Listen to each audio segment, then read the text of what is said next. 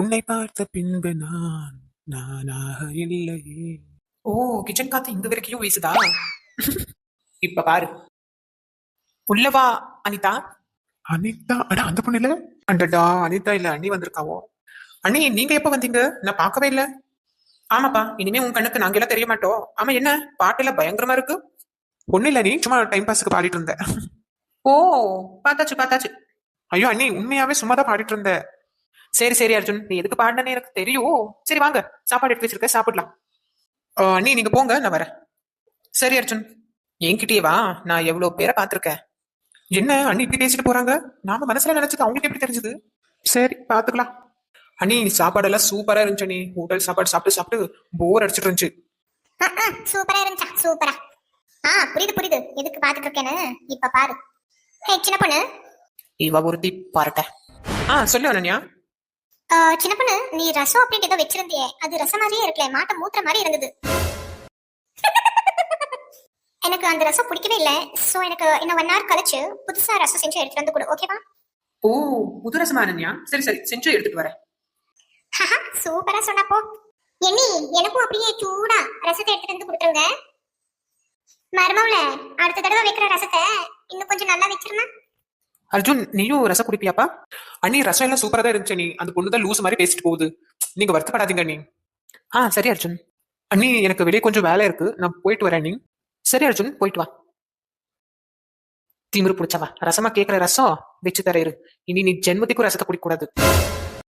என்ன அனிதா, எதாச்சும் வேலைக்கு போறியா இல்ல வீட்லயே இருக்கியா? இப்ப வீட்டுக்கு இருக்கேக்கா, வேலை தேடிட்டு இருக்கேன். அனிதா, நீ படிச்ச காலேஜ் எப்படி இருக்குமா? ஏன்னா என் பெரிய பொண்ணு சத்யாவை அந்த காலேஜ் தான் சேர்த்து விடலான்னு இருக்கேன். ஓ ஆமாவாக்கா, நல்ல காலேஜ் தான், சேர்த்து விடுங்க. ஆனா ஹாஸ்டல் சாப்பாடு தான் கொஞ்சம் கொடூரமா இருக்கும். பரவாயில்ல அனிதா, பெரிய பொண்ணு அட்ஜஸ்ட் பண்ணிப்பா. அட நம்ம அர்ஜுன். அர்ஜுன் நல்லா இருக்கியாப்பா? ஆமாக்கா, நல்லா இருக்கேன். என்ன டாக்டர் தம்பி, எப்படி இருக்கீங்க? நான் நல்லா இருக்கேன் ராணிக்கா, நீங்க நல்லா இருக்கீங்களா? அட இவங்களா டாக்டர்? இவங்க அடடா, நம்ம ஆளு. ராணிக்கா, அவங்க 2 பேரும் பாத்தீங்களா எப்படி ஒருத்தர் பாக்குறாங்கன்னு? அட ஆமா. சரி தம்பி, நான் கிளம்புறேன், வீட்டுல வேலை இருக்கு. சாயந்தரம் வாப்பா வீட்டுக்கு. சரிக்கா, வரேன். அனிதா, நானும் கிளம்புறேன்னு. சரிக்கா, போயிட்டு வாங்க. அடடா, பேசுறதுக்கு சான்ஸ் கிடைச்சிருக்கு, ஆனா என்ன பேசுறதுன்னு தெரியலையே. அடடா, என்ன பண்றதுன்னு தெரியலையே. சரி, இப்படி திரும்பி ஓடிடுவோம். அனிதா.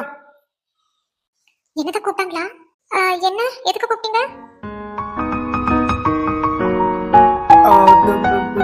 அனிதா, உங்க வீடு இங்கதான் இருக்கா? ஆமா, இங்கதான் இருக்கு. எதுக்காக கேக்குறீங்க? அது வந்து சும்மா தான் கேட்டேன் அனிதா.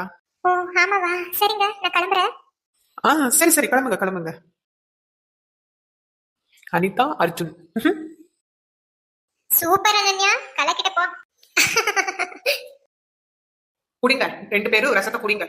எங்க அண்ணி ரசத்தை செமையா வைப்பாவோ, ஆனா அதை வெளியே சொல்லக்கூடாது.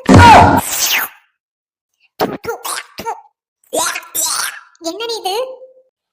மாட்டு மூத்திரத்தை கொடுத்தேன். என்ன டேஸ்ட் செமையா இருக்கா? இப்ப தெரியுதா ரசத்துக்கும் மாட்டு மூத்திரத்துக்கும் என்ன டிஃபரன்ஸ் இருக்குன்னு? என்னது மாட்டு மூத்திரமா? ஆமா, நாத்தம் பிடிச்ச நாத்தனாரே. ஏய் நீ தள்ளு. எம்மா. ஹேய், எவ்வளவு திமிரு இருந்தா மாட்டு மூத்திரத்தை கொடுத்துருப்ப எனக்கு நீ. எவ்வளவு திமிரு இருந்தா என் மேலேயே கை நீட்ட நீ. கைய உடைச்சிருப்ப பாத்துக்கோ. செத்தாய்வோ, எங்க அண்ணிகாரி சும்மாவே நாயடி பேயடி அடிப்பா. இவ வேற போய் கை வாங்கி நிக்கிறானே. சின்ன பொண்ணு,